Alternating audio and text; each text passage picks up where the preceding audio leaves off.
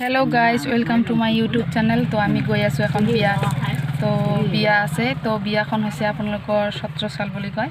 তাত আমি সত্ৰতো যাম আৰু আপোনালোকক দেখাই থাকিম বিয়া ঘৰত কেনেকুৱা পৰিস্থিতি চলি আছে আৰু আমাৰ এইখন সত্ৰখনত সোমাম বুলি ভাবিছো। তো সোমালে নিশ্চয় আপোনালোকক দেখাম আৰু কইনাজনীকো ময়ে সজাম। তো আপোনালোকে চাব কেনেকুৱা লাগে কইনাজনী। তো বলক মোৰ লগত। আৰু ধনজিতক ৰেডিয়ে কৰা নাই, মই ৰুমত গৈ পেলাই ধনজিতক ৰেডি কৰাম। ধনজিত হাই ক।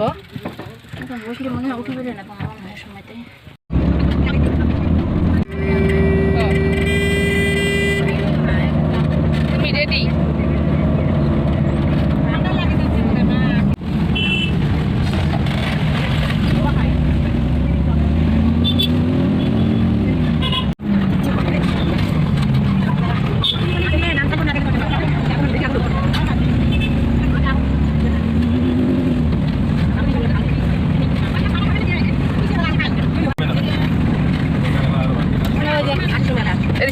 মন্দিৰেৰ বগল থেকে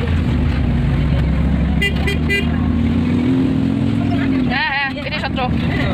বিয়া ঘৰত আহি পালোঁ, তো বিয়া ঘৰ দেখাই আছোঁ। তো গাইজ বিয়া ঘৰ ভালকৈ দেখাব নোৱাৰিলোঁ কাৰণ মাহঁত বৰ্ডাৰৰ ওচৰত ফুৰিব গৈছিলে, ধনজিতো গৈছিলে, মা গৈছিলে। তো মোৰ মোবাইলটো পঠিয়াই দিলোঁ ফটো উঠিবৰ কাৰণে, সেইকাৰণে মই বিয়া ঘৰ দেখাব নোৱাৰিলোঁ, কিন্তু অলপ আমি ডেন্স কৰিছোঁ।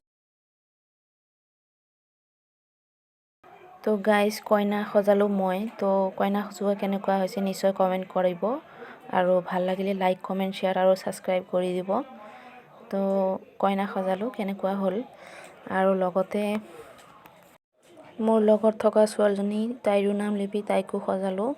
আৰু এইফালে আমাৰ বৌৰ ভনীয়েক চবকে সজালোঁ। তো খানাটো খাই লওঁ, আৰু কইনা চবকে সজাওঁতে বহুত গৰম লাগি গ'ল। তো খানা খাই আহি পেলাই কইনাৰ ওচৰত অলপ বহিলোঁ, আৰু মই তেতিয়া যে কৈছিলোঁ যে মাহঁত বৰ্ডাৰত ফুৰিব গ'ল, সেইটো বৰ্ডাৰ আছিল বাংলাদেশ আৰু আমাৰ অসমৰ বৰ্ডাৰ আছিল সেইটো।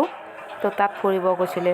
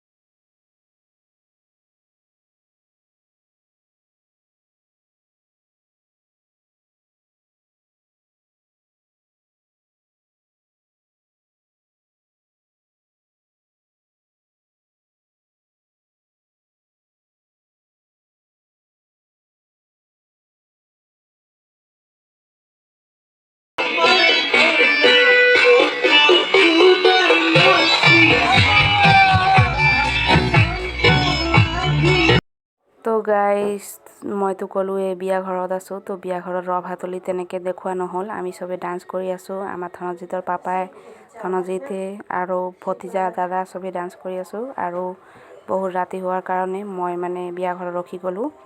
আমি কালি সত্ৰ যাম আৰু তাৰপিছত মানে ঘৰলৈ গুচি যাম।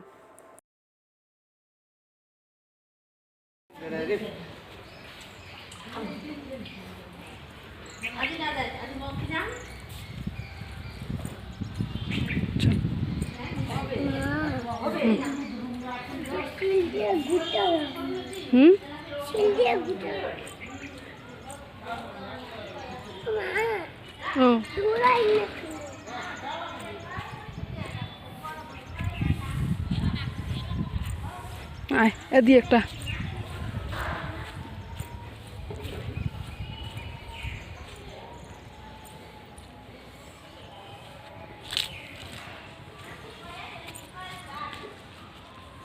তো এইফালে আছে ৰথ আৰু ৰথৰ মেলা যেতিয়া হয় তেতিয়া সতৰ চালত বহুত ডাঙৰকৈ হয় আৰু চবে আহে তো চাই থাকক সত্ৰটো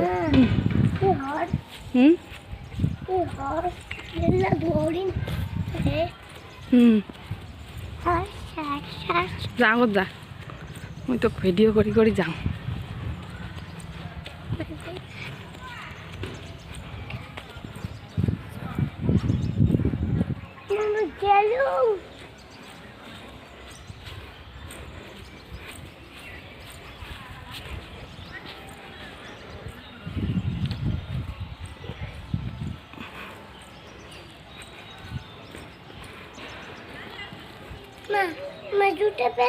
তো এৰিয়াটো বহুত ডাঙৰ আছিল খোজকাঢ়ি খোজকাঢ়ি ঘামি গ'লোঁ যিহেতু চুৱেটাৰো পিন্ধি আছিলোঁ ৰাতিপুৱা টাইমত ঠাণ্ডা লাগিছিল তেতিয়া তো আছিল সত্ৰৰ এইখিনি আৰু